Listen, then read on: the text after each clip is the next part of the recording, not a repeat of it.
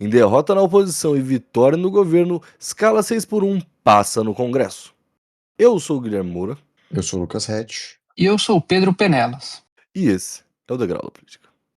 Bom, como a gente veio discutindo aí em outro programa, né, um dos grandes motes aí do governo para tentar embalar popularidade nesse período eleitoral foi a tal da escala 6 por 1, que muito está sendo debatida e todo mundo está falando sobre isso, enfim, e acabou passando, né, no Congresso, o que já era, não é que era esperado, vai, mas até porque é uma vitória boa para o governo, enfim, isso vai somar pontos e assim por diante, mas era uma pauta muito popular para a oposição conseguir barrar, né? Eu tenho a impressão que, de fato, era muito difícil que a oposição conseguisse reverter um projeto que visa reduzir jornada de trabalho e dias trabalhados, né? E assim, é Discursivamente é muito complicado, né, cara? muito complicado. E assim, até na minha pauta eu coloquei uma questão que me chamou a atenção nessa relação na tramitação com o Congresso. Porque a gente foi vendo aí nas últimas semanas, até nos últimos meses, discurso de uma parte do empresariado brasileiro se assumindo a favor ou contra a redução, né, com uma grande Uhum. maioria se apresentando contra, principalmente aqueles que o regime de trabalho aos domingos é mais imperativo para o sucesso do seu negócio, né. E eu tenho a impressão que eles viviam um mundo ainda muito 2017, sabe, com esse tipo de articulação com o Congresso brasileiro, numa expectativa que eles conseguiriam, com o lobby habitual, diminuir o ritmo de tramitação, ou alongar o processo, ou até conseguir vitórias mais substanciais em relação à rejeição do regime, e mostra uma profunda desconexão com essa nova configuração do Congresso brasileiro, né.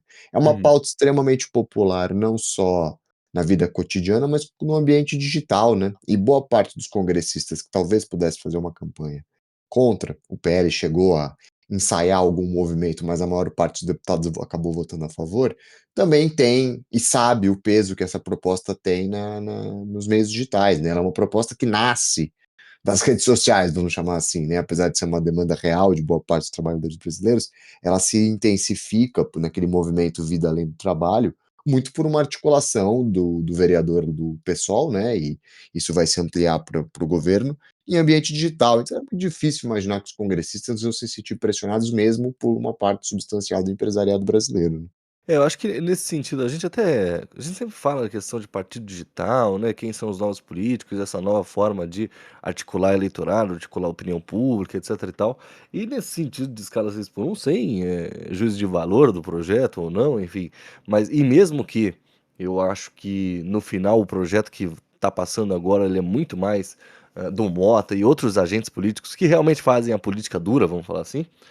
Só que Uhum. no final acabou ficando marcado justamente o PSOL, né. Você falou do Sim. vereador, agora eu não me lembro mais o nome dele, mas enfim, a deputada Erika Hilton também acabou ficando como a cara desse movimento, né, ainda que o projeto deles não fosse exatamente esse, mas eles Uhum. conseguiram, enquanto imagem, né, enquanto discurso, tal, mobilizar opinião pública nas redes a ponto da parada ganhar espaço mesmo, né. Porque se a gente pensar há uns meses atrás, isso não existia, né. Quem estava pensando sobre isso? Pois é, é. Nesse sentido, a Erika Hilton se mostra, que acho que aquilo que a gente vinha falando, com uma força, né, no PSOL. O PSOL tá num momento meio complicado, né? Tá num período É de só agora, né, graças a transição. Deus. Só agora, mas assim. Assim, mas como que eu falei? Que termo que eu usei? Problema? Não é problema. Um momento complicado. Um momento complicado, mas é um momento complicado pro bem, talvez, porque eles estão num momento de revisão, né?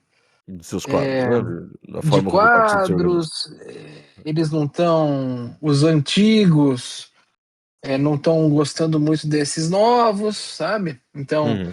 a turma da Sâmia tá meio descontente com o Boulos, com a Erika Hilton, que é quem tem tomado as rédeas desses programas populares, né? E que tem, enfim, tomado as rédeas das decisões do partido. Sim. A Erika Hilton, né, sai como uma grande figura, né? E consegue dar um contorno.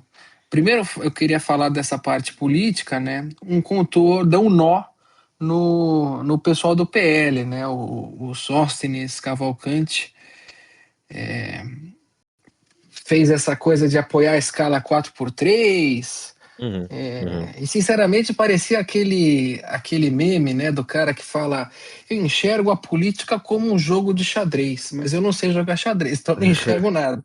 Parecia isso, porque é uma Uhum. coisa tão. E aí você lê a justificativa do Nicolas Ferreira e fala: não, a gente quer deixar aprovar o 4x3 para ver o quanto o Brasil vai se ferrar até as eleições. É um deixa sangrar. Não, sabe, é uma coisa absurda, um deputado federal falar isso em cadeia nacional. Não, vamos deixar o Brasil se ferrar. E que é isso, né? E assim, aí concordo também com a análise, eu estava lendo sobre um professor lá da USP, o Hélio Zilberstein, Uhum. e ele fala de que e como a gente falou num outro episódio, é uma política eleitoral, é uma política eleitoreira. Sim, sim. É uma política de ano de eleição, ainda mais agora. Então, é bom para o PT, é bom para o governo, bom para a própria Érica Hilton aprovar isso antes do recesso parlamentar, é o que eles querem. Agora, isso desgasta muito o projeto também, porque você não cria da noite por dia uma mudança dessa magnitude, né? É um grande benefício para os trabalhadores, é uma vitória da classe trabalhadora, mas tem que haver negociação, não é? Entre os parlamentares e os setores econômicos. E não dá para. Claro que é o meu desejo aqui, né? Que haja negociação, que haja uma transição gradual e segura, Ia. mas que não vai acontecer, porque é uma pauta bomba muito popular para o governo. Uhum, uhum. E eles querem antecipar isso. Pô, mas nesse sentido, eu acho que o movimento do PL, ele é no mínimo sagaz, assim, porque eu fiquei pensando, pô, que ridículo, mas depois eu fiquei analisando que outras opções eles tinham, assim, de verdade. Você fazer oposição completa a essa pauta que é tão popular e o PL depende tanto dessas pautas que não são nem de direita nem de esquerda, são pautas que são simplesmente eleitoreiras, né? Então eles iam jogar assim essa. E aí, eles conseguem aprovar uma parada que mais pra frente, aquele deputado que votou sim, vai lá na sua base, lá no seu estado, falar, não, mas eu tava lá também pelo fim da escala, porque assim, assado, quando a coisa ser positiva ou não, né? Agora, feito agora, é que eu não sei se isso acabou funcionando. Mas, tipo, no momento que eles fizeram, a parada era tipo. Aquela boi velha que a gente ouvia de vez em quando, né? Olha a hipocrisia da esquerda, né? Que era isso, tipo, não, agora que a gente tá apoiando o seu projeto de 4-3 em vez de 5-2, né? Você não quer, porque hahaha, é uma coisa infantil, é uma coisa infantil. Mas eu entendo que é, tipo, jogar pra sua base, sabe? Tipo, já que a Uhum. gente vai perder de Sim. qualquer jeito, porque vai perder, é isso, já era uma derrota dada, a gente pelo menos consegue manter a base mais ideológica, mais enraigada ali, tipo, olha o que a gente fez, hahaha. Eu vi muitos comentários sobre isso no Twitter, inclusive, tipo, bolsonaristas assim, mais bolsonaristas mesmo, falando, olha como eles são hipócritas, agora que a gente quer, eles vão votar contra o 4-3, não sei o que, tipo, discursivamente, eu acho que a parada, assim, dentro do caldo que ia tomar, conseguiu diminuir. Ainda que a gente fale, claro, isso é um absurdo, isso é uma questão infantil, se eles são oposição, eles deveriam se posicionar contra e pronto, acabou, né? Fazem o jogo da política, assim por diante. No entanto, também, aí eu que fiquei matutando com a minha cabeça. Eu esqueci de colocar na pauta que a gente escreveu aqui e depois eu também não fui atrás para saber. Mas no dia seguinte, teve uma votação com o Congresso esvaziado sobre de diminuição de imposto lá para questões de igrejas, tal, serviços disponíveis em coisas religiosas, iam ter isenção de imposto aqui e acolá, e isso passou com nenhum o governo, no caso que seria a oposição a esse projeto, não estava presente na votação. Então eu fiquei pensando, pô, tá bom, vocês perderam aqui, mas vocês ganharam a colar, né? O quanto disso que a gente sabe que não tem esses acordos por baixo, né? Então, ainda que seja ridículo e infantil, a posição do PL, dos deputados e assim por diante, eu achei no mínimo sagaz, visto a derrota que ia ter. Eu acho que tem um pouco como é que você articula para sua base, de fato, porque eu o fim da escala 6x1 nunca seria caracterizado como um projeto do PL, né, nem de nenhum deputado. Ele nunca conseguiria, mesmo os que não se mostraram contra e que apoiaram publicamente desde o começo da tramitação do projeto, eles dificilmente vão conseguir aparecer como pai da ideia, né. Esse projeto já está muito relacionado ao PSOL, ao governo.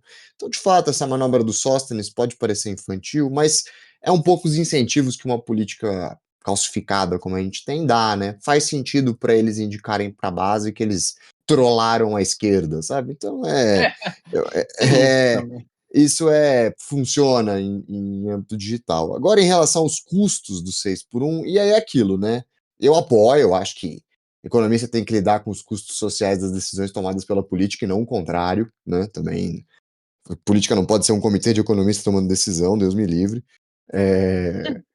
Ele tem que mas claro que vão ter custos econômicos para essa transição, que é uma transição um pouco mais acelerada do que os países que reduziram a jornada de trabalho fizeram.